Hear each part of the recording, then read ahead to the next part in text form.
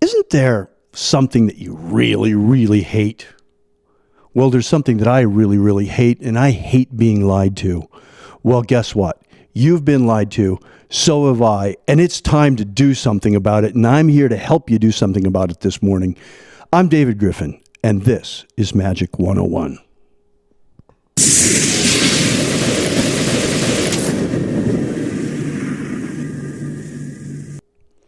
Last night, I watched the Republican debate in Colorado. Watching that debate, there were a lot of feelings that came up from me, and I wanted to share some of them with you today. I have to admit from the very beginning that my perspective on a whole lot of things is colored by the way I grew up, in the shadow of the Vietnam War. My generation, when we were growing up, many of us grew up with a deep mistrust of our government. I was one of those.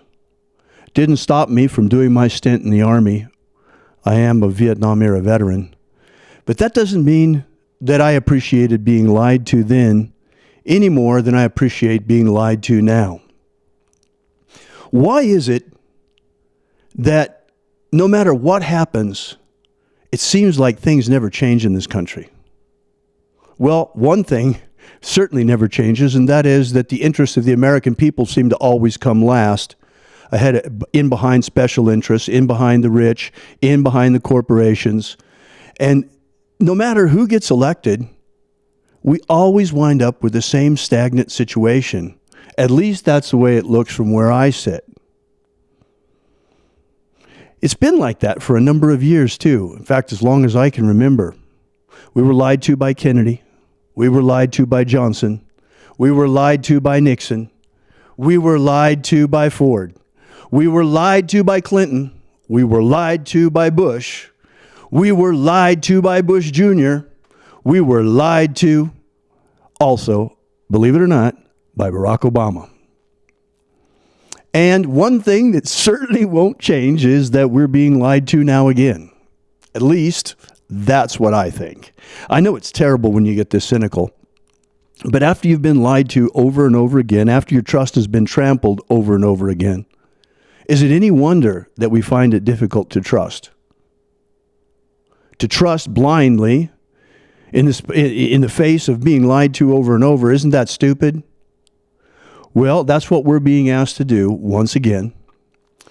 And I'm kind of fed up with the whole situation, and I don't know if you are or not, but I know there are a lot of us that are. They're even talking about it in the debate, how the American people, that the trust in government is at an all-time low here in our country. Trust in the media is at an even lower all-time low. No wonder, because of the way that we're being manipulated constantly by propaganda. Oh, come on, everybody. We know it. We know what's going on. And those of you that don't, wake up. You know, we get, even in our TV shows, we get cultural programming. Themes that applied anthropologists have been hired in order to implement across the boards in all of these different media programs in order to effect certain cultural changes that the ruling elite or the government would like to see happen. Things like interracial relationships, interracial marriage. I have nothing at all against interracial marriage, but I think it is ridiculous to rewrite, I know it's a British show, but it's ridiculous to rewrite the myth of King Arthur to make Guinevere Black and his love relationship not only an interracial marriage, but also a marriage between aristocracy and the common people. Nice fairy tale, but we see it over and over and over again in just about every show we turn to. Look at The Flash. Another example is torture. Why is it that these days you can't seem to turn on a TV show without at least one scene of torture coming up in it? Or maybe it's just the sort of adventure shows that I like, but it's crazy. I mean, everywhere it's not one station, it's all of them. Go to HBO, they're getting tortured on Game of Thrones. Go to CW, they're getting tortured on Arrow. Go to surprising places. It's just crazy where you see this torture all over the place. And do you really think this is by accident? Why? Why all of this social programming to try and get the American people to accept the idea of torture? When I grew up, we were taught that torture was against the Geneva Convention. Torture was diabolized and demonized. Remember the first Star Wars movie with Darth Vader, the torture scene? It's something that's so prevalent. I mean, this is the way that we looked at it then, and the media is deliberately attempting to program us to see torture as something that's okay, normal, regular. Remember the waterboarding scandals of the George Bush era? Do you really think that this is by accident, that the mainstream media is deliberately and systematically attempting to program the American people to accept torture as a good, normal, and regular thing? If you think this is by accident, go to Wikipedia and look up Operation Mockingbird. Operation Mockingbird is a program by the CIA to use media propaganda in order to manipulate culture and produce cultural change. Well, it's supposed to be being used outside our country, but from where I look, every time I turn on TV, it sure looks like it's being used here too. It doesn't matter what you think about torture. It doesn't really matter what you think about interracial marriage. It doesn't matter what you think about multiculturalism. These are only examples. That's not what this is about. What this is about is the systematic manipulation of the American people through television programming to affect cultural change. It's not right that our government is paying for and implementing attempted social change unconsciously without the consent of the American people. No wonder that the confidence of the American people in our media is so eroded. They have not acted with integrity, and they continue to not act with integrity. Certain candidates get completely shut out of the political debate, or almost shut out. We saw that last night with Rand Paul. We saw that also to a certain extent with George Bush last night, which is really unusual because the establishment loves Bush. He's their darling. Well, you know, I think it's time that something change here. I think it's time that we do something about it. Well, everybody's frustrated. Everybody wants to do something about it. But what can we do about it? The very first time in 2008, I voted for Barack Obama. Why? Because I thought, oh my God, I mean, nothing's ever going to change in this country. Oh, please let a black president finally change something. Well, guess what? Nothing changed. All the promises that Barack Obama made were just that, political promises trying to get elected. Look at Obamacare. Obamacare was supposed to be to help the American people, not to help the pharmaceuticals industry, not to help the hospitals, not to help the doctors, but to help the American people because we had so many people without health insurance. Well, guess what? The great reform of Obamacare, we now have more people without health insurance in this country than ever before. Why is that? Well, the great reform of Obamacare was to make health insurance obligatory. Otherwise, you're going to get fined on your taxes. Wow. Isn't that wonderful? Then on top of that, we have all the interests of the pharmaceuticals industry very well represented, all the interests of the AMA very well represented, all the interests of the hospitals very well represented. But who is truly representing the interests of the American people? It's time that we return to our roots and remember where we came from, and remember that we, the people, are the basis of this society. We are the absolute cornerstone. And it's time that our politicians wake up and start listening to the people and start actually taking care of the needs of the people. Why is it that in national politics, the needs of the people have come to be largely ignored or put at the very, very last place, to say the least? Has a lot to do with the influence of money in politics. Now, we find ourselves in a very, very weird situation right now because you know there's a problem because of money in politics. I know that there's a problem because of money in politics, and that the system is corrupt from top to bottom, which is why the interests of the American people are not being represented the way they really should be. But what can we do about it? It's really tough because we've got the deck stacked against us. And anytime there is a glimmer of real change, it gets squashed. Look at what happened in 2012 with Ron Paul. Okay, whether or not we agree with Ron Paul or his point of view is beside the point. What's very interesting and what the point is that he stayed in the election to the very, very end, and he went to Tampa. And the Republican National Committee did everything they could, and I mean everything they could, to see to it that his delegates would not be counted. Why? Because they wanted to create the illusion of party unity behind Mitt Romney. To the point that they even changed the rules right there on the spot. They started off trying to block Ron Paul and his delegate count by saying, well, you got to have a majority of delegates in 3 states in order to have your delegates counted at the convention. The Ron Paul people organized, and by the end of the day, they showed that they had majorities in 5 states, not 3. So guess what? Right there on the spot, the Republican National Committee changed the rules of the game. This is the kind of dishonesty. This is the kind of arbitrary ignoring the democratic process. This is the kind of stacking the deck. This is the kind of rigging the game that has ruined the democracy in America. Our democracy has turned into a situation where political influence is bought and sold like any other commodity. The influence of money in politics is absolutely corrupting. And as long as we have super PACs running around where large corporations can donate as though they were individuals, and their back doors where vast floods of money come flooding into the political campaigns, how can we expect anything else than a continuation of the same corruption that we've seen all along? And then along comes Donald Trump. Now, please don't misunderstand me. The criticisms that I'm raising are across the board.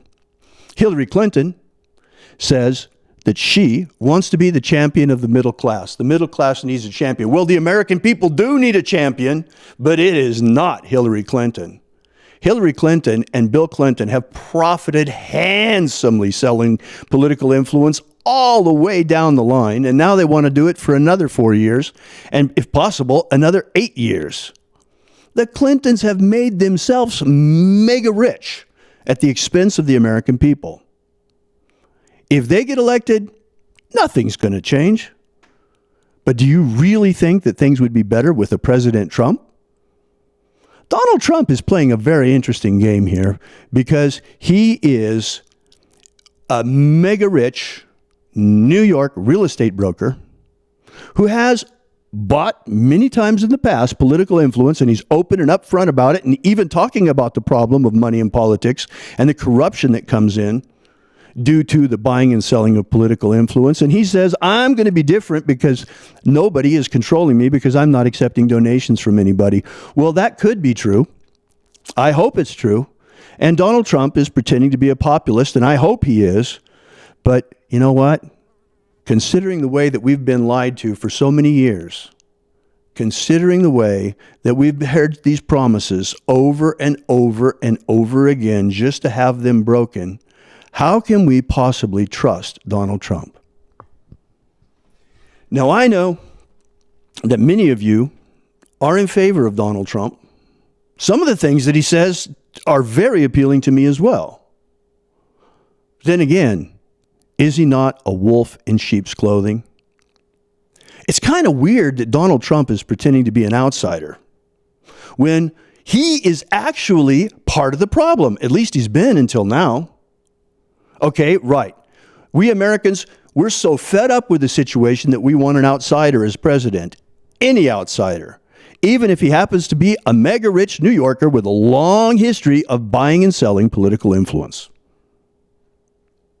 So now we're supposed to believe that one of the mega rich that's been buying our politicians is now suddenly going to become the champion of the American people, change his stripes, and now he's going to represent our interests.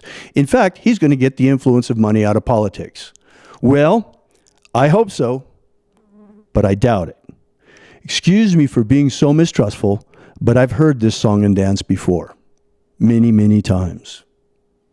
That's another thing. In our culture, young people are taught, don't listen to the people that are older than you. Because, they're part of the problem. They're part of what made this mess. Well, you know what?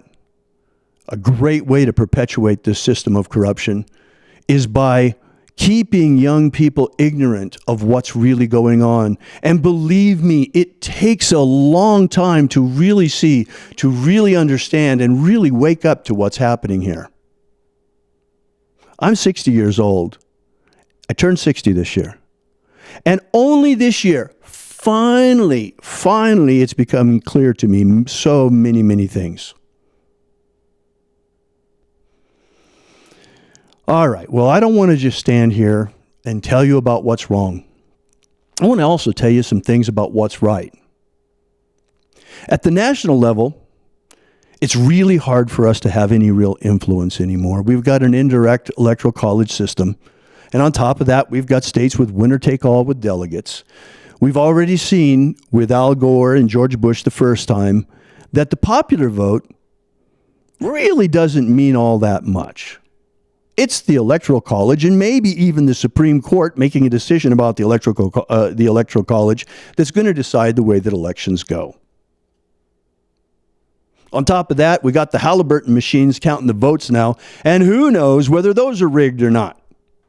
I know I sound skeptical, I sound mistrustful. Well, I am. I've been lied to over and over. So have you. And it's about time that this crap stops. Is it not? Well, I got some good news for you too. And that is, while at the national level, things may be so hopelessly corrupt and we may be so hopelessly far from what's going on, and the influence of money may have so perverted our system that really there's no hope of any major change right now. I hope I'm wrong, but that's sure the way it looks. On the other hand, at the local level, things are very different. We still have a chance to effect change, to clean up the corruption, and to begin to build on the system the way that it was originally intended to be by our founding fathers at the local level.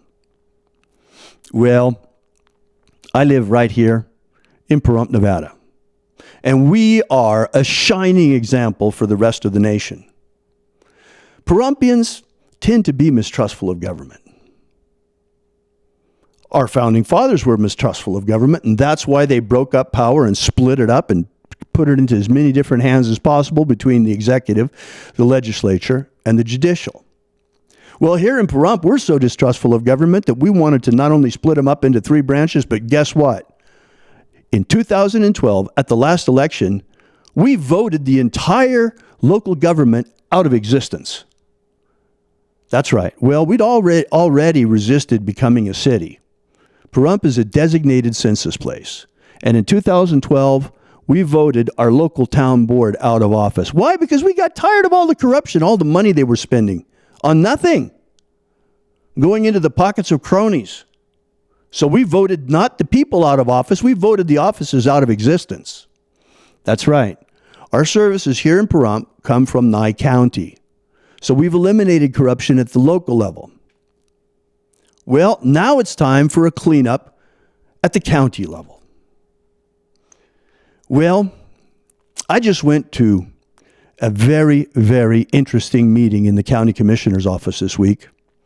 I don't usually get too involved, but for the last couple of months, there have been stories circulating around Pahrump about the problem that we have because the water table has been receding. It's been receding slightly for years now. And, well, if you look over across the hill at Las Vegas, our problems are nothing compared to theirs. when you look at the level of Lake Mead. But yes, we do have a water table shortfall here in Pahrump. We're sitting here on top of the third largest aquifer in the United States, and the water table is receding. But for the last 3 months, there have been stories going around. There have been rumors going around. There have been all kinds of things that people have been talking about. We have to conserve because we're about to lose all our water. And the best way to conserve is, guess what? To take the water away from domestic well owners. When I heard that, being a domestic well owner, I decided that, I better go down to that meeting and get involved and see what's really going on here. Well, I did. I went down there, and together with Leslie, and boy, did we get an education. It turns out that there are provisions in Nevada state law so that every domestic well owner has the right to is allotted 2 acre-feet of water per year for their homestead. Well, it turns out that this whole last 3 months, there's been a commission and a study going on about the water table in Pahrump, and this last week was or rather on Monday this week, was a presentation to the water board here in Pahrump from this committee that had been studying the situation. Well, Leslie and I went down to that meeting because we wanted to find out what's really going on. And did we ever find out what's really going on? Check this out. Here's what's going on. In Nevada, there's something that they call water rights. And water rights are important because if you're a developer or if you own land and you want to subdivide that land into 2.5 acre parcels, in order to do it, you have to have water rights for each of those parcels. And then you can develop, or then you can subdivide. Without water rights, you can't subdivide your property. Well, we went to look at this and looked into it a little bit deeper and listened to things all day, and guess what we found out? There's not a water crisis in Pahrump. The whole thing is fictitious, at least not for another 20 years. But there is a crisis, and the crisis is not that we're out of water. The crisis is that somebody has been selling water rights, so many water rights, for water that doesn't even exist. Apparently, there are about 3 times more water rights that have been sold in Nevada and that people own than there is water. Doesn't mean there's not enough water. It just means that there's not enough water to meet all of these fictitious water rights claims. And so guess what happened? On this committee that was to study the water problem, apparently the committee was stacked. It was led by one of the richest families, by a representative of one of the richest families here in Pahrump, and presented a finding to the water board that represented perfectly the interests of local utilities. It represented very well the interests of developers. And the whole idea was, well, what we'll do is, okay, we see that these domestic well owners are only using 1/2 acre foot, and they're allocated 2 acre feet. So what we'll do is, for future wells, we will restrict them to the 1/2 acre foot that people are actually using now. And that way we can take 1.5 acres from all new wells and we can put them into this allocation for water rights. Now, is that not a scam? Well, I thought it was. And I went down there and we looked into it. And I thought they were trying to scam us now, but now I might not understand this whole thing perfectly because I'm not a politician and I'm not a lawyer, but I do have a good sense when I'm being lied to, and something smelled about this whole water issue here in Pahrump from the very beginning. And during the course of the day, I found out that, not only with water rights, but with other things about development here in Pahrump, there have been a lot of things that have gone on that have not been exactly above boards. And now One of those scams was the overselling of water rights for water that doesn't even exist. And guess what? The way that the developers and the utilities want to solve the problem is by taking the allocation of water away from domestic well owners. Well, guess what? I went there. I asked a lot of questions. Leslie asked some questions. The public was there. We were all invited. It was a chance for public comment. And I'll tell you what, when it comes to water in the desert is absolutely necessary for life. It's the absolute cornerstone of life in the desert. And so it's amazing. The last two meetings having to do with this, the Board of County Commissioners office has been jam-packed each time the water board met. And I'm pleased to say that the public asking questions, the public there with good information and asking questions was able to stop this water grab, this grab of water allocation, at least for now. Because next, the Board of County Commissioners are going to vote on this. Well, we'll be back again over there for that vote because we need to protect our water allotment. Domestic well owners are very concerned about this in Pahrump. So what's the moral of this story? The moral of this story is that whereas we might not have a whole lot of influence at the national level anymore, but we still do at the local level. So there is hope. Anyway, thanks for listening to me. I'm sorry to take so long with this rant this morning, but, we all live here, and the American people really deserve to be represented. We fought one revolution about taxation without representation. Well, we're certainly being taxed now. Are we being represented? Well, we might be represented, but are our interests being represented? That's what I wonder. Anyway, until next time, this is David Griffin, and this is Magic 101.